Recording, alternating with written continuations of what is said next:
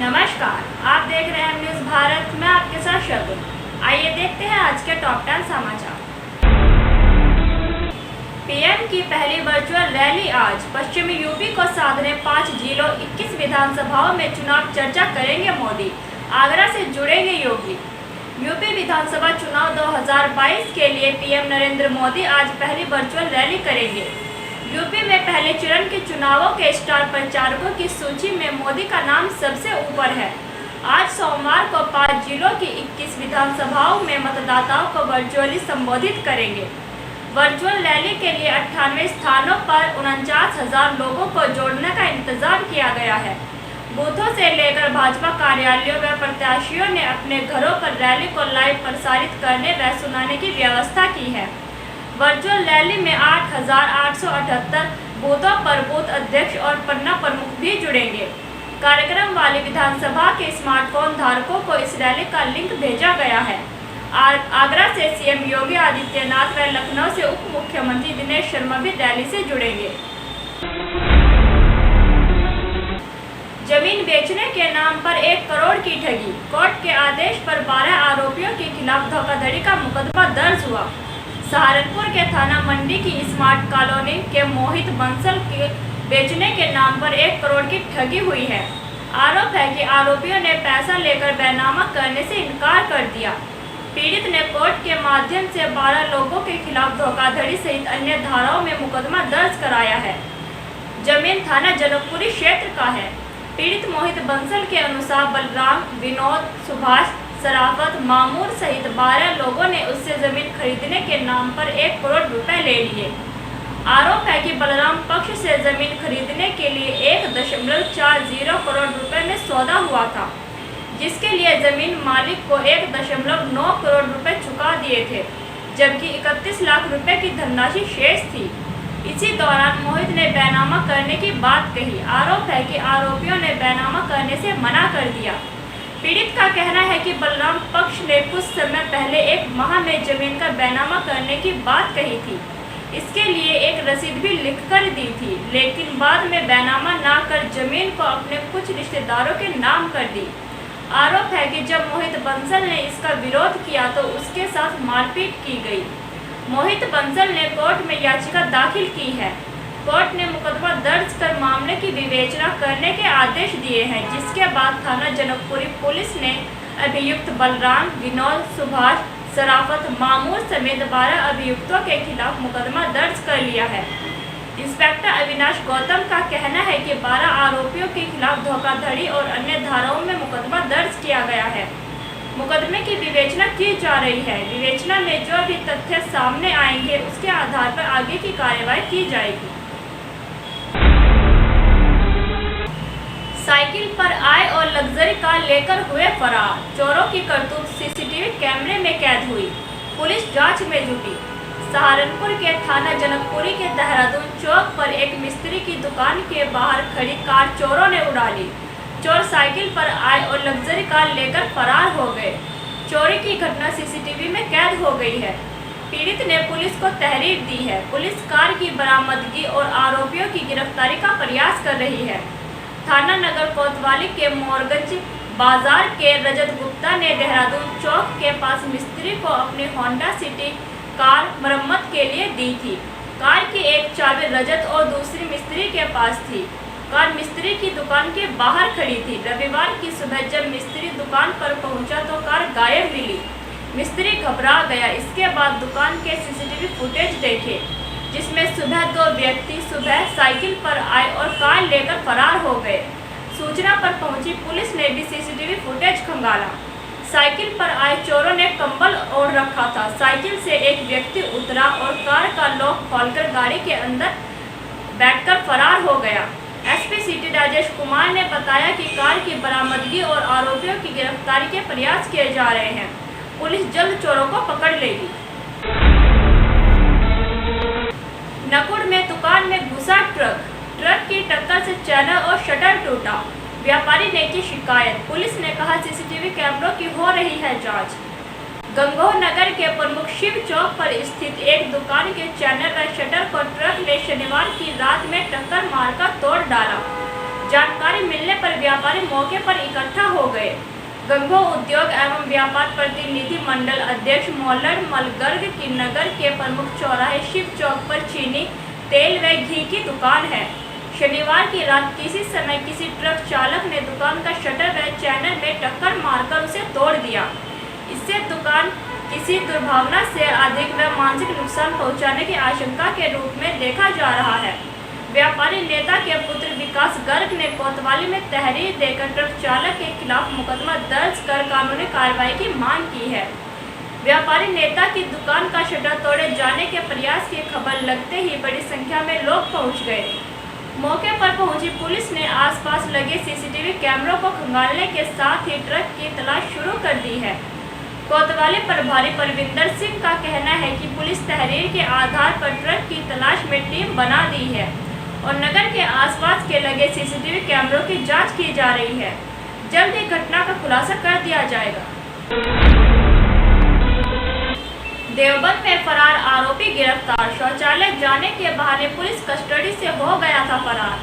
ननौता police द्वारा देवबंद के सरकारी अस्पताल में अवैध शराब और चाकू के मामले में पकड़े गए गंगो निवासी नदीम के मेडिकल कराने के दौरान शौचालय से भाग जाने के मामले में ननौता पुलिस ने सक्रिय भूमिका निभाते हुए फरार हुए नदीम को गंगो के निकट से कुछ ही घंटों में गिरफ्तार कर लिया।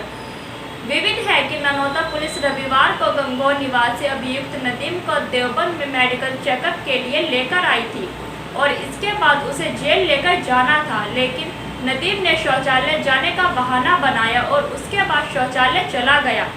लेकिन सुबह जब वह काफ़ी देर तक शौचालय से बाहर नहीं आया तो उसका मेडिकल कराने आए पुलिस के 2 जवानों ने शौचालय का दरवाज़ा तोड़ा और देखा कि अभियुक्त नदीम शौचालय की जाली तोड़कर फरार हो चुका है, जिससे पुलिस विभाग में हड़कंप मचा हुआ है। ननौता SHO चंद्रसेन सैनी ने बताया कि फरार नदीम को गंगो के निकट पकड़ लिया गया है।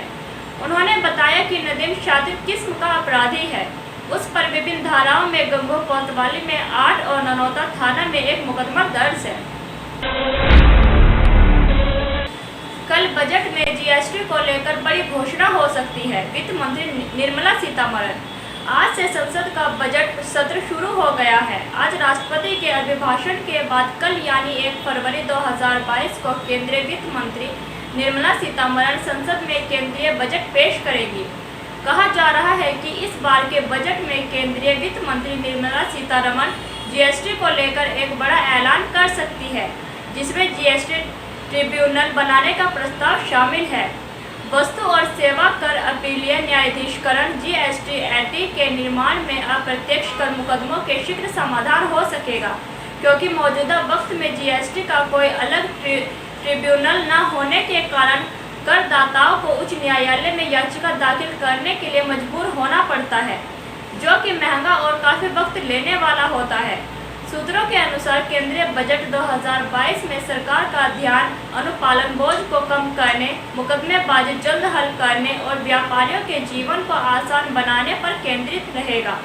लिहाजा इसकी अनुरूप सरकार GST ट्रिब्यूनल के लिए ऐलान कर सकती है।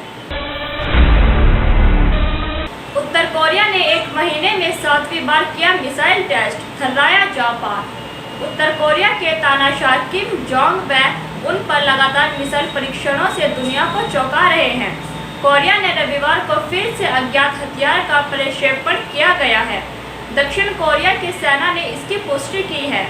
उत्तर कोरिया ने 1 महीने में 7वीं बार हथियारों का परीक्षण कर अंतर्राष्ट्रीय शांति को खतरा पहुंचाया है। उसके इस कदम से जापान और दक्षिण कोरिया सहमे हुए हैं। आखिरी बार उत्तर कोरिया ने 1 महीने में इतने सारे हथियारों का परीक्षण साल 2019 में किया था। उस वक्त तानाशाह किम जोंग उन और तत्कालीन अमेरिकी राष्ट्रपति डोनाल्ड ट्रंप के बीच हाई प्रोफाइल मीटिंग फेल हो गई थी। तब से अमेरिका के साथ बातचीत रुकी हुई थी। दक्षिण कोरिया के जॉइंट चीफ्स ऑफ स्टाफ के एक बयान में कहा है कि उत्तर कोरिया ने पूर्वी सागर यानी जापान सागर की ओर एक अज्ञात मिसाइल दागा है। इस बीच जापान के तटरक्षक ने कहा है कि उत्तर कोरिया ने संभावित बैलिस्टिक मिसाइलों का प्रक्षेपण किया है।